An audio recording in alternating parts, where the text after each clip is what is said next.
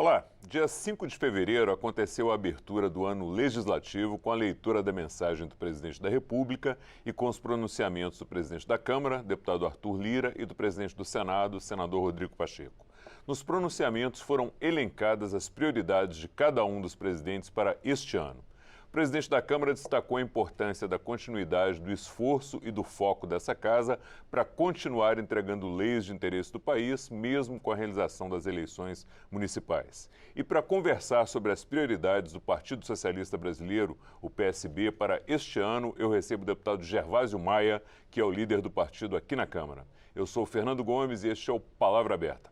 Deputado, seja muito bem-vindo. Muito obrigado por estar aqui com a gente conversando mais uma vez e a pergunta que eu citei ali no início, né? O senhor começar falando para a gente das prioridades do senhor à frente do partido agora como líder.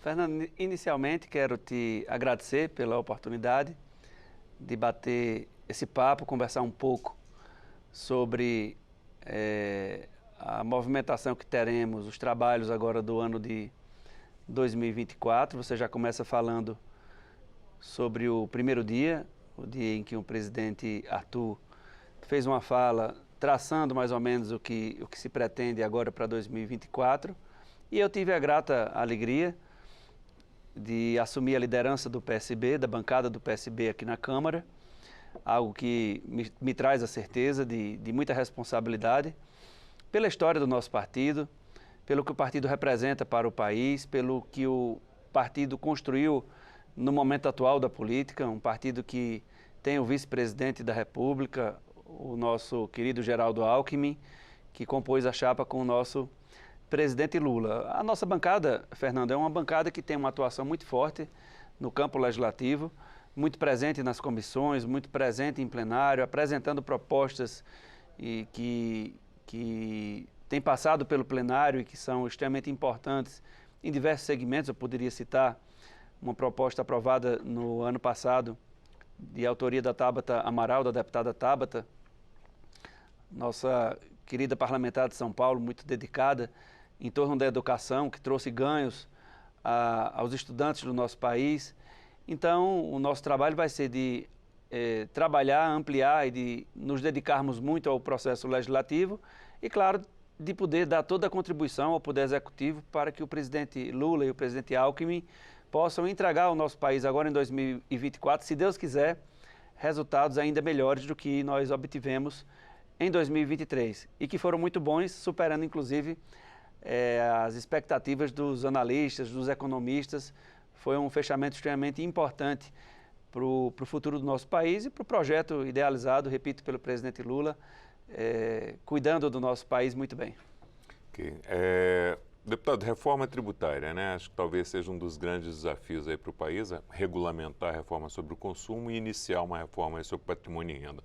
Como é que o partido está vendo aí esse item da pauta econômica?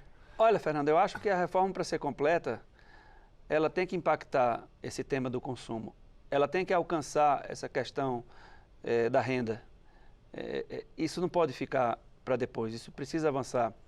Porque, veja, se nós avançarmos dentro da regulamentação, com um modelo tributário que possa fazer com que a carga tributária ela diminua de forma significativa no consumo, você vai fazer com que alguém que ganha o mesmo salário de hoje consiga ter mais acesso aos bens de consumo, consiga melhorar a sua qualidade de vida, consiga ter mais produtos, uma feira com mais produtos, com produtos chegando na sua mesa, fazendo com que as pessoas possam sonhar cada vez mais com a casa própria.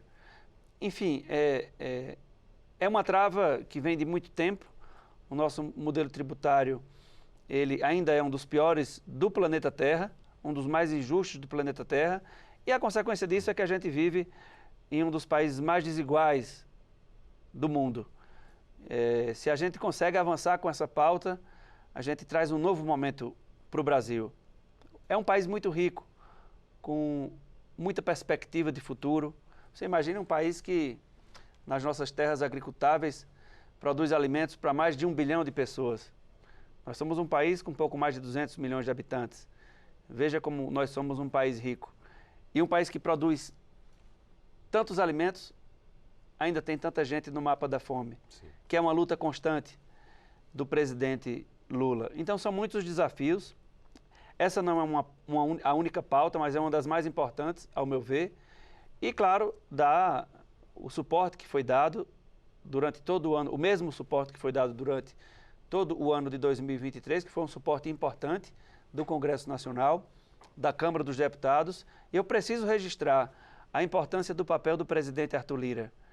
Eu digo que o bate-bola que foi feito entre o presidente do Poder Legislativo, o presidente Arthur e o presidente Lula, permitindo com que todas aquelas matérias que foram encaminhadas pelo Poder Executivo pudessem passar pelo crivo e pela aprovação, entregando ao país os resultados que trouxeram indiscutivelmente para o mercado um otimismo bem maior agora para 2024. Então nós estamos muito bem, com perspectivas muito boas pela frente, mas com a certeza de que muito do que vai acontecer em 2024 vai depender das decisões tomadas aqui na Câmara dos Deputados, aqui no Congresso Nacional. Então, vamos trabalhar muito, conciliar a agenda aí com essa coisa com a agenda eleitoral. É um ano eleitoral, temos as eleições municipais, mas vai dar tudo certo, se Deus quiser. O senhor falando do presidente Arthur Lira, né, deputado, ele citou aqui 4 itens como prioritários, né, para a abertura dos trabalhos: a regulamentação da reforma tributária, que a gente falou agora, reforma administrativa, pauta verde e regulamentação de inteligência artificial. O senhor concorda com esses 4 pontos e o que mais que o senhor acrescentaria aí como prioritário para esse ano também? Como o senhor disse, é um ano mais curto, um ano de 6 meses praticamente, né? Pensar em tecnologia, pensar no meio ambiente, discutir a reforma administrativa, que foi um tema que nós discutimos muito na legislatura passada, aqui na Câmara. O modelo de reforma administrativa que nós recebemos aqui era um modelo extremamente equivocado e nós lutamos muito e pertencíamos à bancada de oposição com muito orgulho, diga-se de passagem. Já entrevistei o senhor sobre isso. Exatamente. E graças a Deus a gente conseguiu montar uma força de vários partidos, de vários parlamentares, e evitamos aquele dano que se tentava estabelecer no país com a reforma administrativa. Então são temas importantes, mas que precisam ser discutidos, não para retrocedermos, e aí eu estou especificamente falando sobre o tema da reforma administrativa, mas para avançarmos. Nós já avançamos muito nesse tema do serviço público, sobretudo depois da Constituição de 1988, com a chegada dos concursos públicos, acabou com aquela história do apadrinhamento político, a qualidade no serviço público de 1988 até os dias atuais vem ganhando muita qualidade. Então, assim, se for para melhorar, se for para ampliar, se for para fazer com que as coisas prosperem, pode ter certeza que eu, enquanto parlamentar e líder do PSB, vou dar toda a contribuição. Agora, se for alguma matéria que traga retrocesso, eu vou manter a minha coerência, a nossa coerência, o mesmo funcionamento de sempre.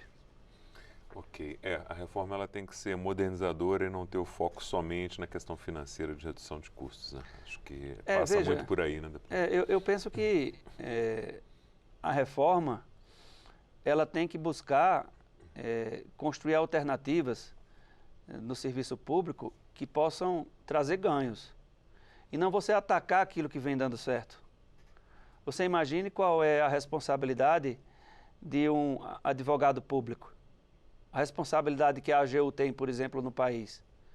Muito se debateu aqui na Câmara dos Deputados quando a gente estava naquela pauta polêmica da reforma administrativa. E quando a gente ia para algum debate e apresentava o quanto os advogados públicos traziam de resultados para os cofres públicos, você percebia que aquilo que eles recebiam a título de salário era algo mais do que justo, porque eles traziam de volta aquilo que pertence ao nosso país.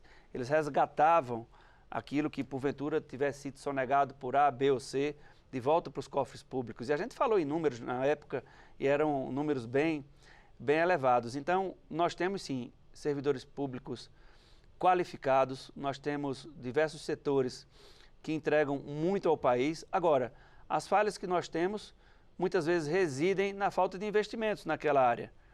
É preciso olhar aonde há aquela falha, por que aquele serviço público não está avançando, o que é que precisa se corrigir. E o debate ele precisa ser muito verdadeiro, muito franco, coisa que não aconteceu na legislatura passada, infelizmente, porque a reforma administrativa que nós recebemos aqui, se você se espremesse, não saía nada de bom. Somente retrocesso para conquistas. Conquistas do concurso público. O concurso público foi um ganho para o país. Claro que foi. E lá você tinha brecha para acabar com o concurso público. Você tinha outras brechas também para trazer insegurança a um servidor efetivo concursado, de perseguição do seu chefe, um chefe indicado pela política, você concursado, digamos que de uma área ambiental, e você ia ter receio de perder o seu emprego, conquistado com muitos estudos, com muitas noites de sono desperdiçados para passar no concurso público, e de repente você ter o medo de lavrar um auto de infração por algum crime ambiental, porque de repente o seu chefe ia olhar e dizer, se você der a canetada aí, você não tem mais estabilidade. A reforma administrativa acabou com a estabilidade e você vai ser demitido, você vai perder o seu emprego. Isso estava na reforma administrativa. E você não pode tirar essa proteção ao servidor para que ele possa enfrentar os poderosos, para que ele possa coibir o crime organizado. Coisas que nós debatemos, mas que eu espero que, se esse tema vier novamente à Câmara, que ele venha num outro formato. Perfeito. Deputado, a produção está me dizendo que o tempo está quase acabando, mas eu queria abordar um último tema com o senhor aqui, antes da gente fechar, que é essa polêmica que o governo está enfrentando agora da reoneração tributária, e que ela passa por uma questão mais ampla, que são as desonerações tributárias de uma forma geral, né? São mais de 300 bilhões por ano e muita coisa não tem um acompanhamento devido se isso continua gerando benefícios para o país. Como é que o senhor vê essa questão para a gente concluir? Nós sofremos muito no período da pandemia. Mecanismos foram adotados pelo Congresso Nacional para evitar um dano maior à nossa economia. O presidente Lula, ele é alguém assim muito forjado no diálogo. O presidente Arthur Lira tem demonstrado boas intenções com a estabilidade do país. Eu sei que essa minha fala pode desagradar alguns, mas eu falo em resultados, são números. Basta a gente olhar os resultados, os números alcançados na nossa economia. Isso foi fruto dessa interação positiva do Poder Executivo com o Poder Legislativo. Tudo que se encaminhou para o Poder Legislativo, pelo Poder Executivo, pelo presidente Lula, foi aprovado. E o resultado de tudo isso foi que nós tivemos um saldo acima do esperado, pelos analistas, pelos especialistas.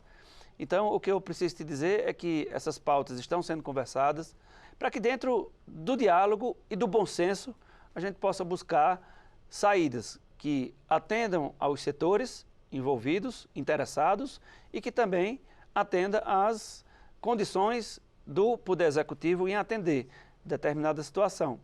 Eu não sei se eu consegui me colocar bem, sim, mas é preciso que dentro do diálogo a gente consiga mediar algo que seja coerente e possível para todos os lados, para que o país possa realmente ganhar com isso e que nenhum debate desse possa se transformar num cabo de força, porque qualquer tensionamento prejudica diretamente o povo brasileiro.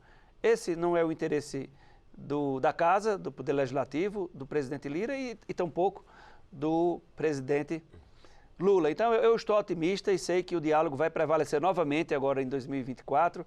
A gente vai avançar muito, se Deus quiser, e vamos encerrar no final do ano com números, torço muito por isso, vou me dedicar muito por isso, melhores do que o do ano passado.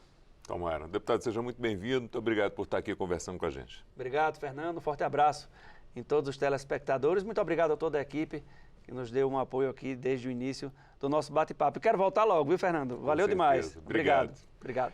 Eu conversei com o deputado Gervásio Maia, do PSB da Paraíba, sobre as prioridades do partido para este ano. O deputado é o líder do partido aqui na Câmara. Se você quiser assistir novamente a este ou a outro dos nossos programas ou ter mais informações sobre esse assunto, é só acessar o site da Câmara, câmara.leg.br, nossas páginas nas redes sociais, nosso canal no YouTube ou o aplicativo Câmara ao Vivo no seu celular. A você que nos acompanha, muito obrigado pela sua audiência, um forte abraço e até a próxima.